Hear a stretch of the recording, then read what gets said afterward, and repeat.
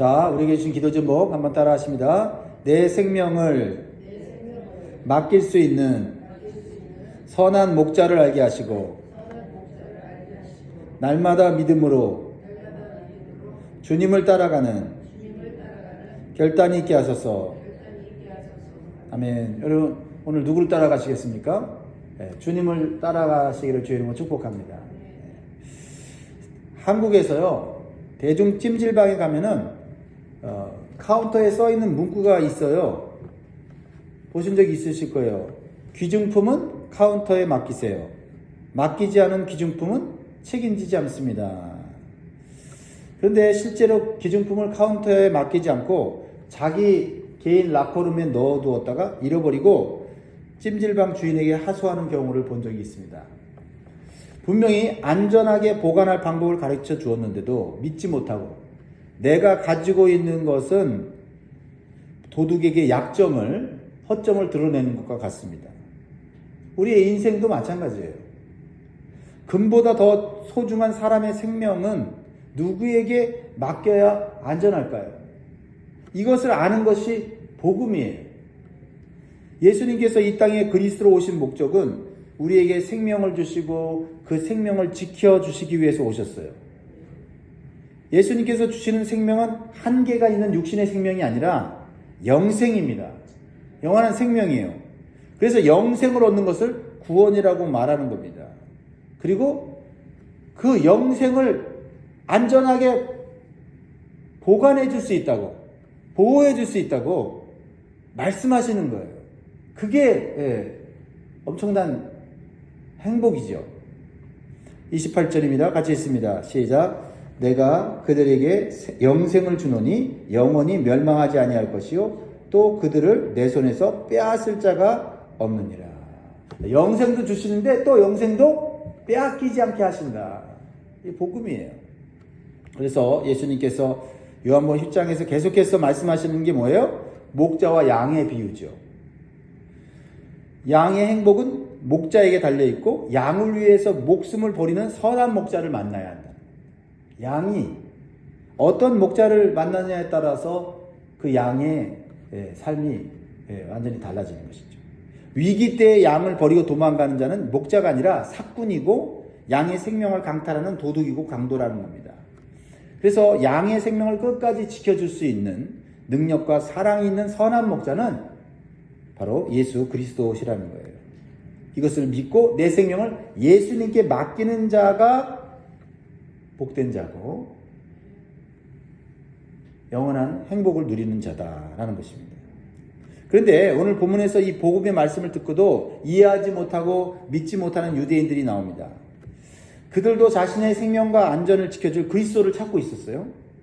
그런데 그들 눈앞에 있는 예수님을 그리스도로 인정하지 않았습니다. 의심하고 오해하였기 때문이에요. 자, 22절부터 24절 보면 예수님 어디 계십니까? 또 유대인들은 예수님에게 뭐라고 하고 있습니까? 예루살렘의 수전절이 이르니 때는 겨울이라 예수께서 성전한 솔로몬 행각에서 거니시니 유대인들이 에워싸고 이르되 당신이 언제까지나 우리의 마음을 의욕하게 하려 하나이까? 그리스도이면 밝히 말씀하소서 하니. 여러분, 이 세상에서 가장 불행한 사람이 누구예요? 자신의 생명을 맡아줄 선한 목자를 만났는데 못 알아보는 거예요.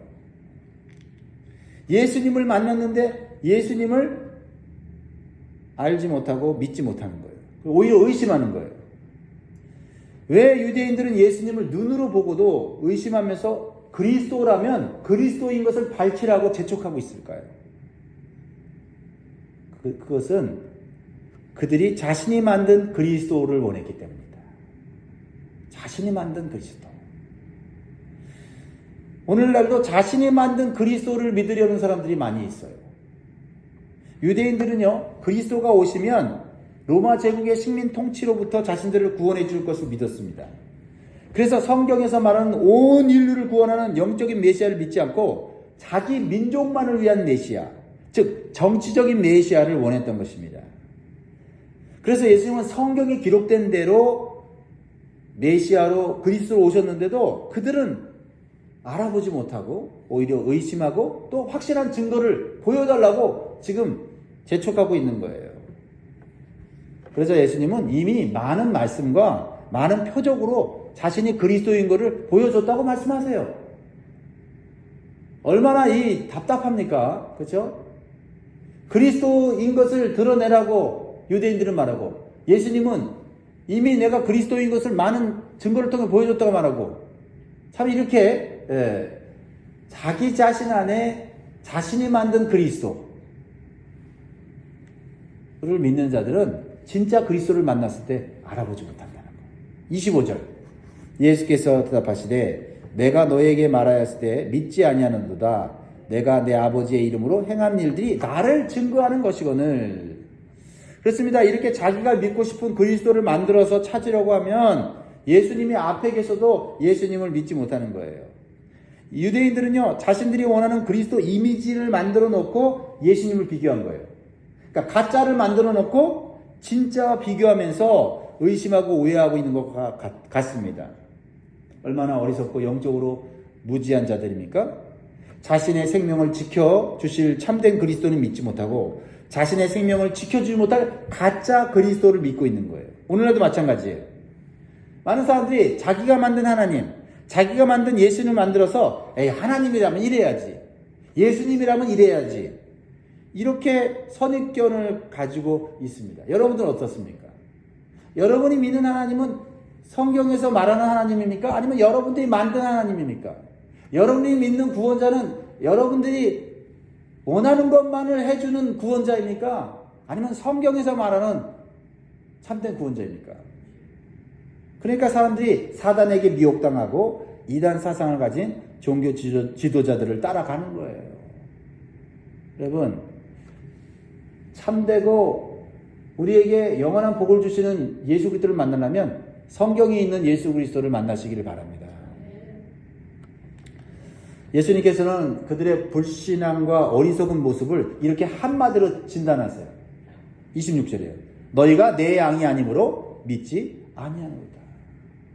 예수님의 양이 아니기 때문에 못 믿는 거다라고 말하고 있어요. 그래서 27절에 내 양은 내 음성을 들으며 나는 그들을 알며 그들은 나를 따르느니라. 여러분, 이 말씀을 여러분에게 적용해 보세요. 여러분, 예수님 양이십니까? 그렇다면 예수님을 선한 목자로 따라가고 계십니까? 예수님을 따라가고 있는 증거가 예수님의 양이라는 증거라는 거예요. 예수님을 선한 목자로 믿고 따라가기를 원하십니까? 아멘이어야 돼요. 아멘. 이런 참된 믿음은 영생과 영원한 삶을 결정짓는 하나님의 은혜입니다. 이 세상에서 단순히 돈을 많이 벌거나 좋은 환경에 사는 것, 좀 건강하게 사는 것과는 비교가 되지 않는 영원한 삶, 이것을 우리가 믿어야 돼요. 그 영원한 삶을 주시는 분은 바로 선한 목자이신 예수 그리스도라는 것을 믿을 때 그 사람이 예수님의 양이 되는 겁니다.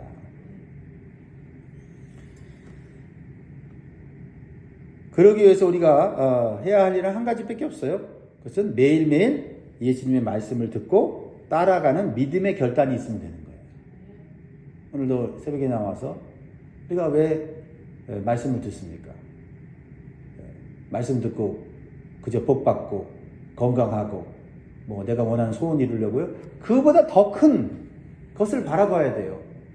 영생을 주시고 영원한 삶을 주시는 선한 목자인 예수님 따라가려고 이 아침에 우리는 말씀을 듣는 거고, 그 말씀을 통해서 선과 악을 구별하고 참과 거짓을 구별하고 거짓 목자, 잘못된 세상적인 가치를 따라가지 않으려고 우리가 오늘도 말씀을 듣고 그 말씀을 따라가는 거예요. 할렐루야.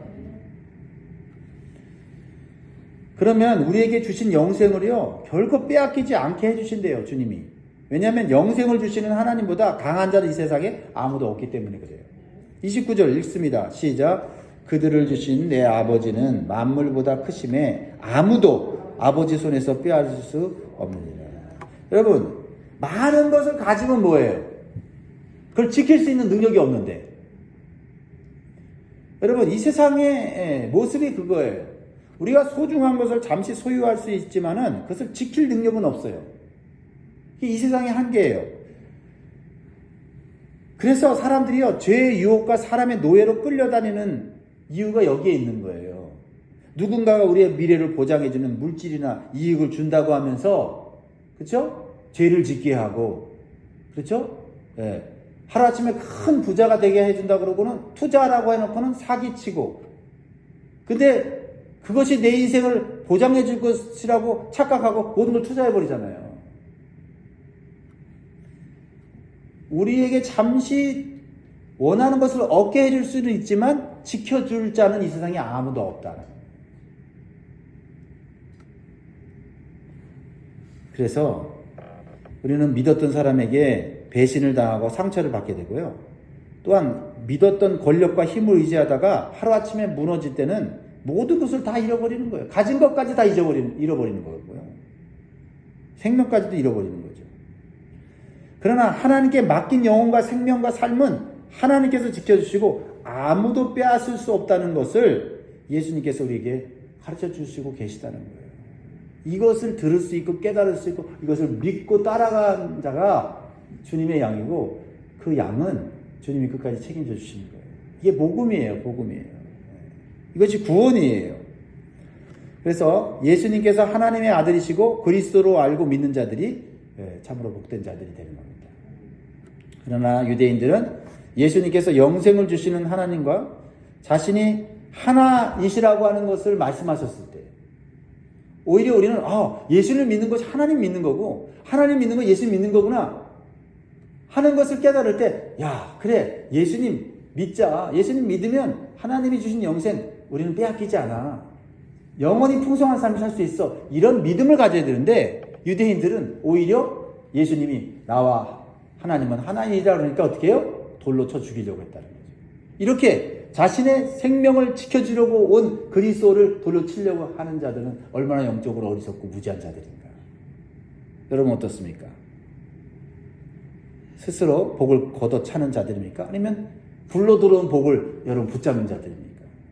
이미 자기 안에 만든 그리스도를 믿는 자들은 내 눈앞에 예수 그리스도가 와 있어도 알아보지 못한다는 거예요. 말씀을 맺겠습니다. 사랑하는 성도 여러분, 예수님께서 우리의 구원자이시요 그리스도이시요 하나님의 아들이신 것을 증거하는 많은 증거들이 있다는 사실을 믿으시기 바라요. 먼저는 자연 만물을 통해서 하나님의 위대하신 창조의 손길을 느낄 수가 있어요. 이게 일반 계시고요. 또한 특별 계신 성경을 통해서 우리는 하나님과 예수 그리스도에 대해서 잘 알 수가 있어요. 마음을 열고 내 선입견을 버리고 읽고 묵상하면 숨은 그림 찾기 하는 것처럼 어려운 게 아니에요.